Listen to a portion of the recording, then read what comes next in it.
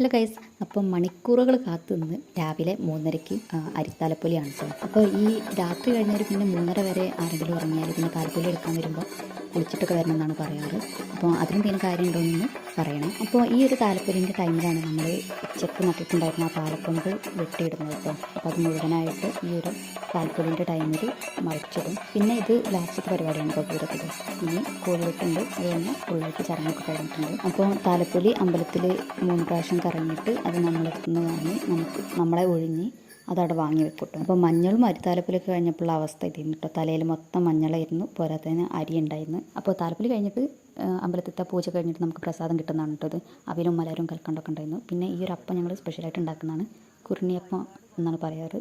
അത് കഴിഞ്ഞ് പിന്നെ രാവിലെ ആകുമ്പം കോഴിവെട്ടാണ് കേട്ടോ. അപ്പോൾ ഇപ്രാവശ്യം കോഴിവെട്ടിന് റെക്കോർഡ് കോഴികളാണ് കേട്ടോ 10-ൽ കൂടുതൽ കോഴികളുണ്ടായി. ഈ അത്ത കോഴികളൊക്കെ ഇനി നമുക്ക് ഫുഡ് ഉണ്ടാക്കി കഴിച്ച് നമ്മൾ നോമ്പ് മുറിക്കുകയാണ് ചെയ്യുന്നത്. പിന്നെ അമ്പലം അടച്ചിടും. പിന്നെ 7-ാം പൂജൻ്റെ അന്നാണ് അമ്പലം വൃത്തിയാക്കാനൊക്കെ ഇറങ്ങും. അപ്പം പൂരം കഴിഞ്ഞിട്ടുള്ള എൻ്റെ അവസ്ഥ അങ്ങനെയാണ് കേട്ടോ. ഒരു ദിവസം ഫുള്ള് ഉറക്കം ഒഴിച്ചിട്ടുണ്ടായിരുന്നു. ഇനിയിപ്പോൾ അടുത്ത പൂരത്തിനായിട്ടുള്ള വെയിറ്റിംഗ് ആണ്.